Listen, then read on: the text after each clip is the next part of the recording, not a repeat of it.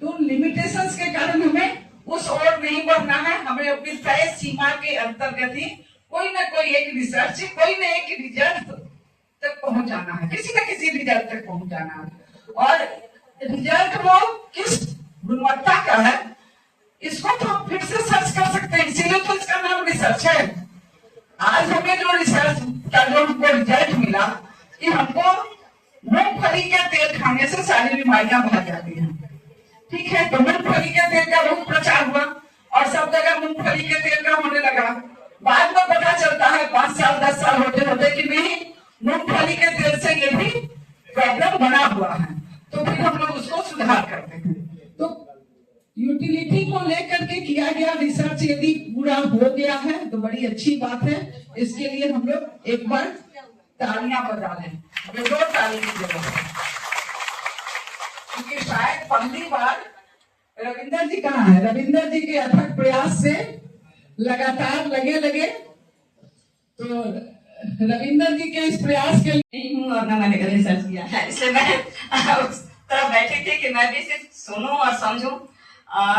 मैं सिर्फ 2 लाइन कहना चाहूंगी। बाकी सारी चीजें तो रश्मि मैम द्वारा कह दी गई हैं कि जब हम रिसर्च कर रहे हैं या जो भी किए हैं तो रिसर्च करने के लिए रिसर्च किए हैं या यूटिलाइजेशन देने के लिए किए हैं।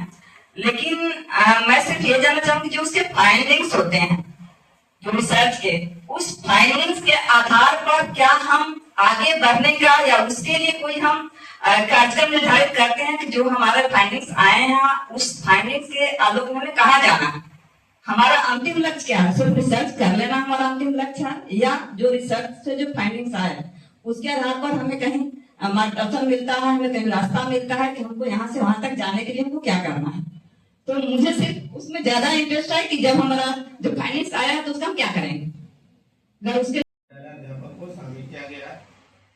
जनरल में इसमें प्राथमिक विद्यालय के स्त्री और पुरुष विद्यालय अध्यापक को शामिल किया गया है। एरिया में इसमें प्राथमिक विद्यालय के शहरी और ग्रामीण विद्यालय अध्यापक को शामिल किया गया है। शैक्षिक योग्यता इसमें प्राथमिक विद्यालय के डीएलएड, बीएड एवं अन्य योग्यता विद्यालय अध्यापक को शामिल किया गया है।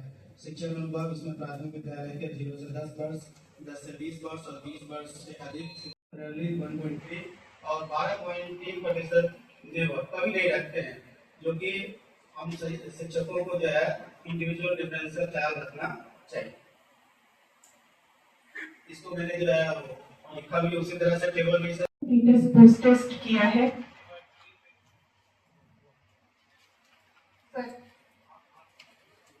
मेरे बात से कनेक्ट नहीं है मुझसे।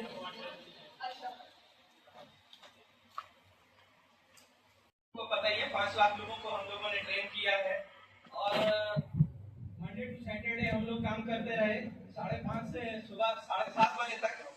तो उम्मीद है कि ऐसा उम्मीद की गई थी कि शायद कुछ बदलाव होगा लोगों का और इस तरह की ट्रेनिंग क्योंकि मॉनिटरिंग वगैरह भी रहती है तो रिजल्ट जो कि क्लियरली इंडिकेट कर रहा है कि ये एरर्स जो है वो इंडिपेंडेंट है और इंडिपेंडेंसी जो है वो नॉर्मल डिस्ट्रीब्यूशन को इंडिकेट करती है।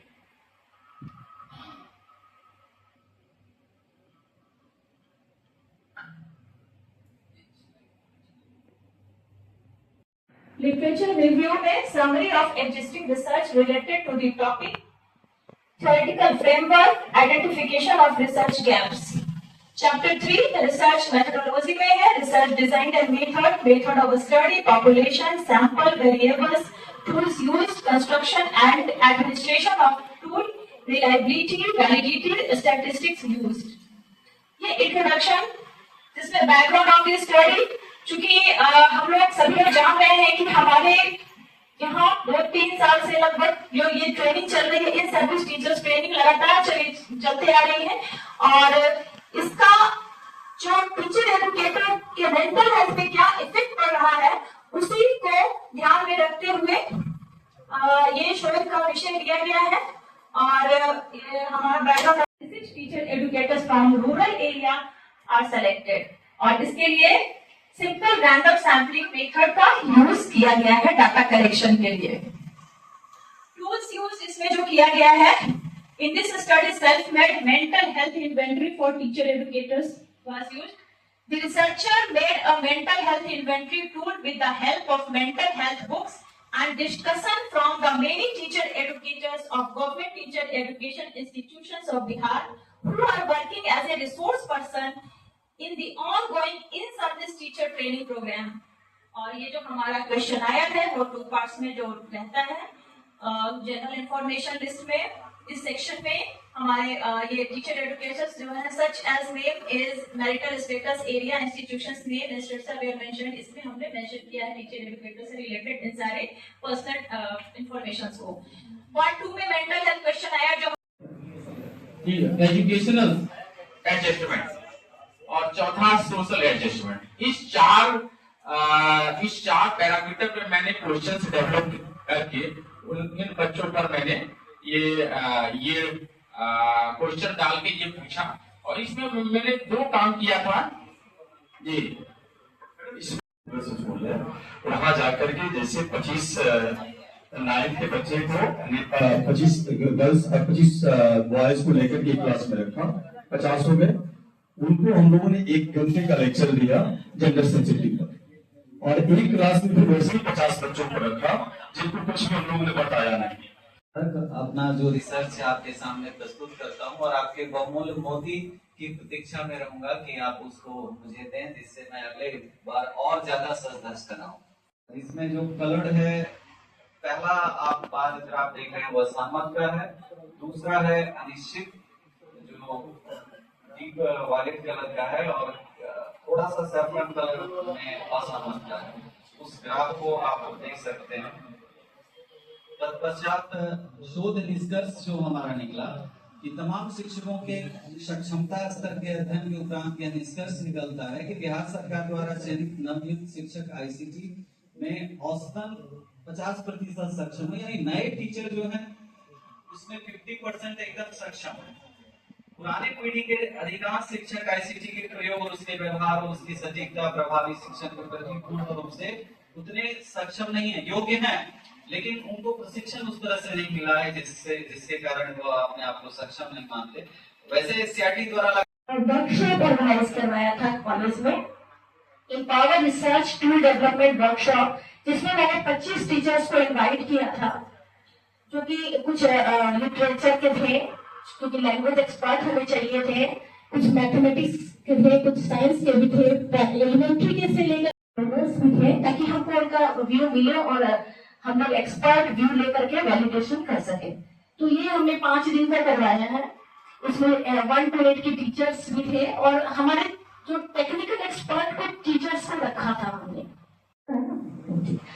डिस्क्रिप्टिव हमने डाला हुआ मीन मीडियन मोड निकाल करके चेक करने के लिए हमने पूरा निकाला कि एक्चुअली सही डेटा आ रहा है कि नहीं आ रहा है, स्टैंडर्ड डेविएशन, और हर एक का मैंने अलग अलग बना दिया है चार्ट, क्योंकि हर एक का डेटा डालना थोड़ा मुश्किल था। तो टीचर, स्टूडेंट, एडमिनिस्ट्रेटिव ऑफिसर और सबके लिए टी टेस्ट हमने लगाया हुआ है, वो भी हमने डाला है कि टी वैल्यू हमारा कितना आया, degree of freedom, mean difference. तो हम लोग देख रहे हैं कि सारे के सारे हाईली सिग्निफिकेंट है, इससे हमारा नल हाइपोथेसिस रिजेक्ट हो रहा है। जैसा कि हम लोग इसमें भी देख रहे हैं, यहाँ पर भी दिखाया गया है।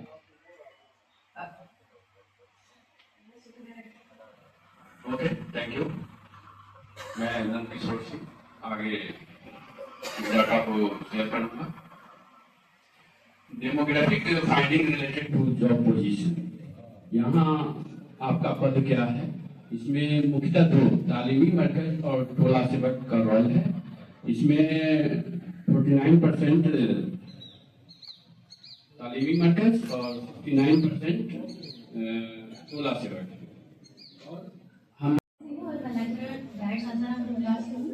और ये जो मेरा टॉपिक है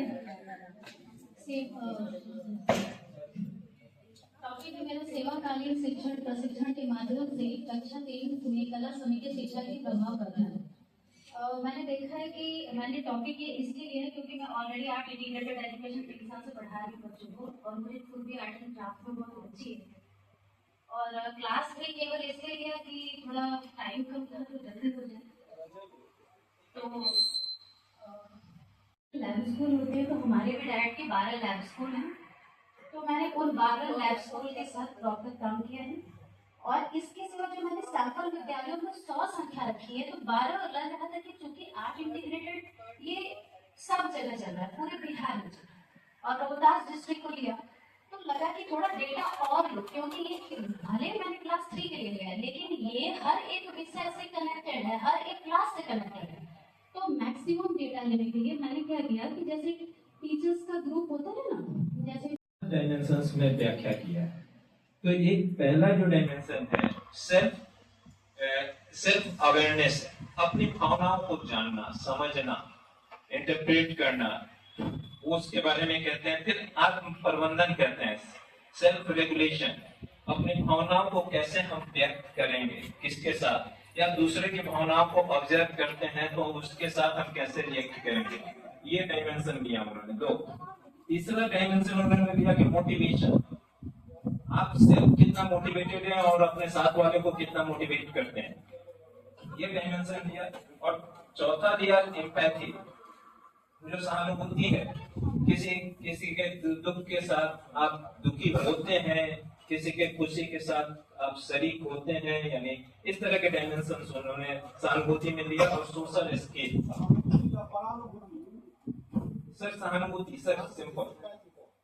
और सामाजिक कौशल के वो उन्होंने लिया कि कुछ सामाजिक कौशल है, सहयोग करना, टीम फीलिंग। 2009 में पास हुआ और 26 अगस्त 2009 को हमारी राष्ट्रपति प्रतिभा देवी सिंह पाटिल ने सिग्नेचर किया और वहां से हमारा वो कानून बन गया। और 27 अगस्त 2009 को गजट में प्रकाशन हुआ, 1 अप्रैल 2010 से हमारा लागू है आज तक। तो ये गुणवत्तापूर्ण शिक्षा। अब एनईपी 2020 की सीधी आती है, एनईपी 2020 में हमारा 3 ईयर पर हम लोग जोड़ रहे हैं प्रोजेक्ट बेस्ड लर्निंग पर। तो इसमें हमारा कुछ लर्निंग हमने कुछ रिव्यू किया इधर, रिव्यू हमारे कुछ लर्निंग हमारा ये रहा कि रिसर्च तो किया है, तो हमें लगा कि पीबीएल पर और ट्रेडिशनल मेथड दोनों के तुलनात्मक अध्ययन किया जाए।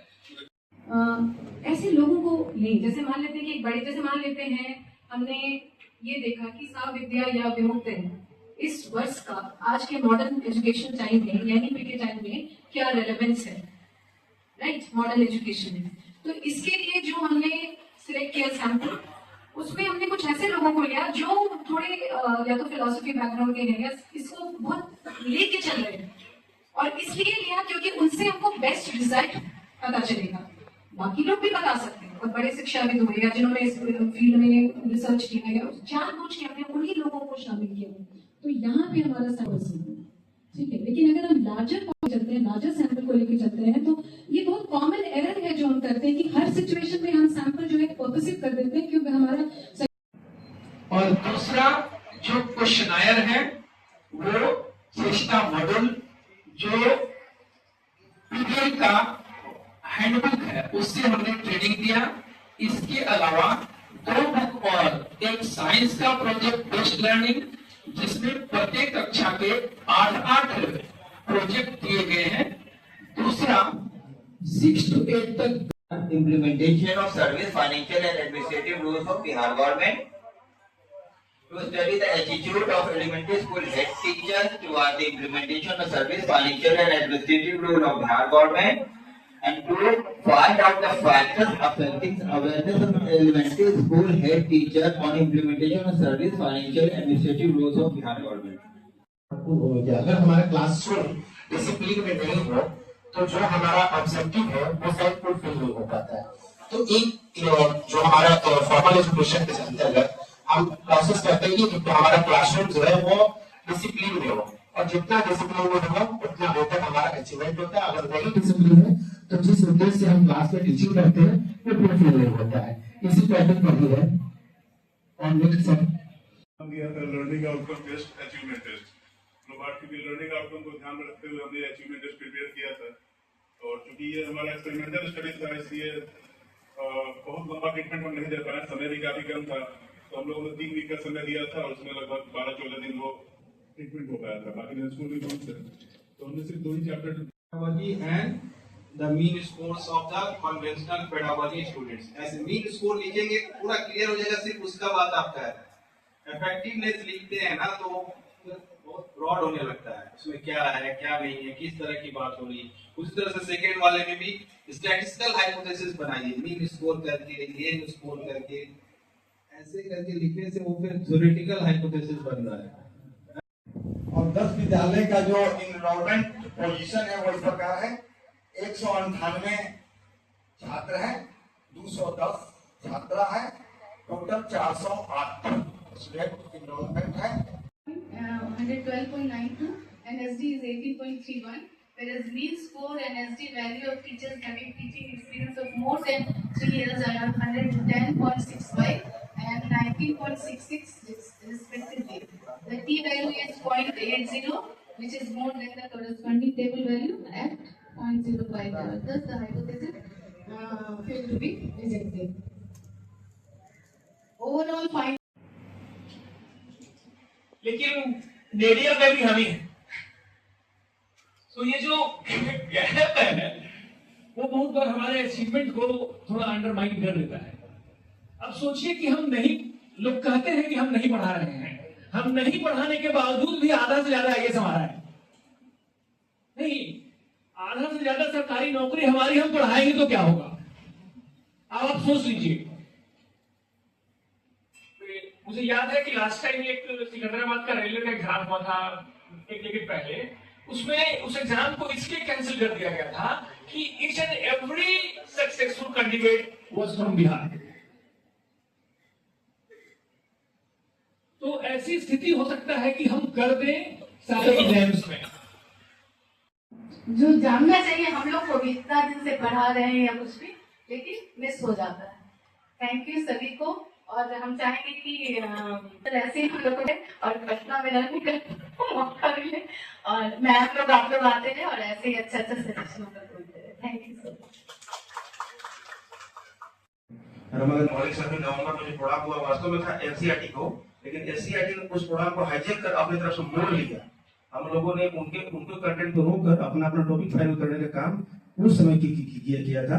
ये भी एनसीईआरटी का एक तरह से यहाँ प्रोग्राम कराने का जो दस्ता और फीसद मिला वहीं से मिला है नवंबर में, और जो उसके बाद लगातार फिर फॉलो भी किया गया। जनवरी में प्रोग्राम हुआ हम लोग का 7 से 10 तक, फिर फरवरी में हुआ, फर्स्ट वीक फरवरी में करने के बाद भी किनको रखा जाए। तो हम तो प्रधान सर जानते थे, पासवान मैम को फर्स्ट याद आया कि अगर बुलाना है तो, चूंकि हम मैम के अंदर में काम भी कर चुके थे। 2010 से ही जब बीएड कॉलेज ज्वाइन किए तो कोई भी सेमिनार अगर पटना गर्ल्स कॉलेज और संजीवनी में होता था तो हम जरूर जाते थे, क्योंकि वहां पे अगर 9 AM में कार्यक्रम शुरू होना तो 9 AM का मतलब 9